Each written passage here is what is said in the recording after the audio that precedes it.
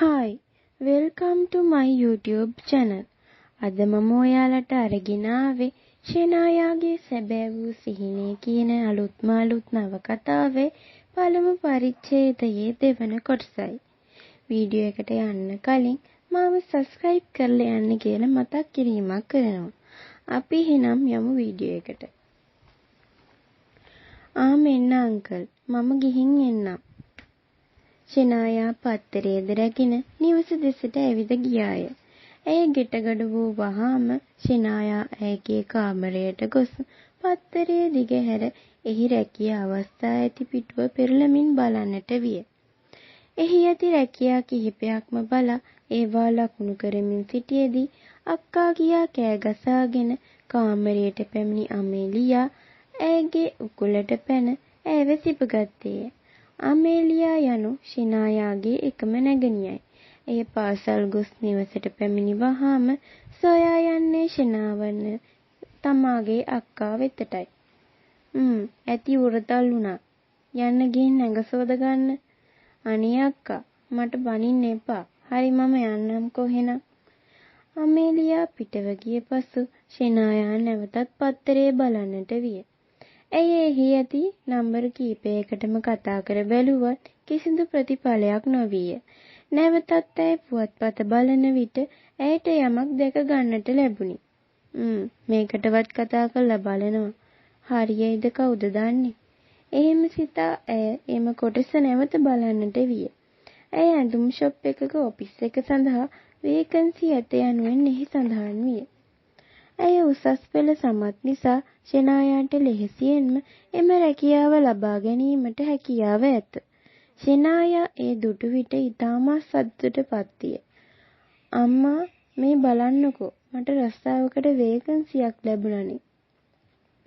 අනේ හොඳයිනේ මගේ දුවේ. මාසික වැටුපත් හොඳයි අම්මා. අනේ මගේ දුවට ඔයගේ යන්න උනේ අපි නිසානේ. අනේ අම්මා, ඇයි එහෙම කියන්නේ? නෑ පුතේ, මට ඔයා දුක් විඳිනවා බලන්න බෑ. පුතේ, ෂෙනායාගේ මව හඬන්නට විය. ෂෙනායාගේ පියාද ඇය අසල පුටුවේ හිඳ හඬන්නට විය. අනේ අම්මා තාත්තා, අඬන්න එපා. මට පුළුවන් ඔය දෙන්නව බලාගන්න.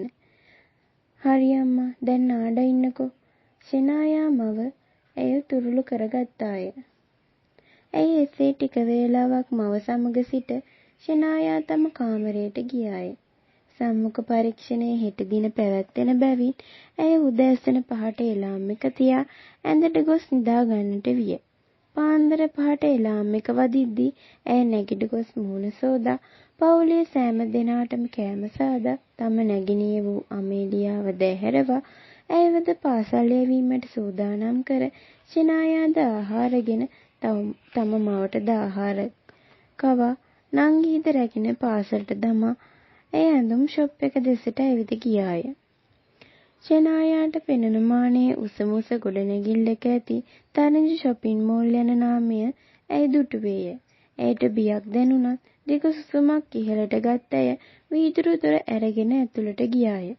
ඇතුළට ගිය පසු ඇයට මුණ ගැසුණේ එහි සේවය කරන කාන්තාවකි.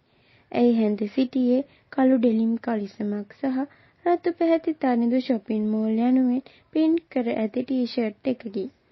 ඇය ෂෙනායා ඉදිරියට පැමිණ සිනාමුසු මුහුණින් යුතුව "ගුඩ් මෝනිං" ඊට පිළිතුරු වශයෙන් ඇයත් "ගුඩ් මෝනිං මිස්" යනුවෙන් කීය.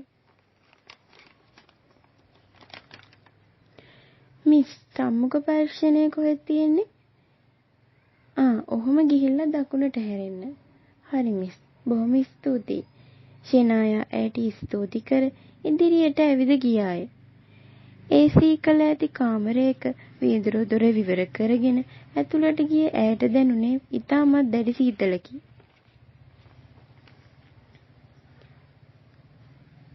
ඉදිරියේ ඇති පුටුවල එක් කාන්තාවක් සහ පිරිමි පුද්ගලයින් දෙදෙනෙකු වාඩි වී සිටිනු ඇයට පෙනුණි. ඇය ඉදිරියට ගියාය. "වාඩි වෙන්න." එතන සිටි කාන්තාව ෂෙනායාට පැවසීය. ඇය පුටුව මත වාඩි වී "සුබ උදෑසනක් මිස්." "සුබ උදෑසනක්. දෙන්න බලන්න ඔයාගේ ෆයිල් එක." "හරි මිස්."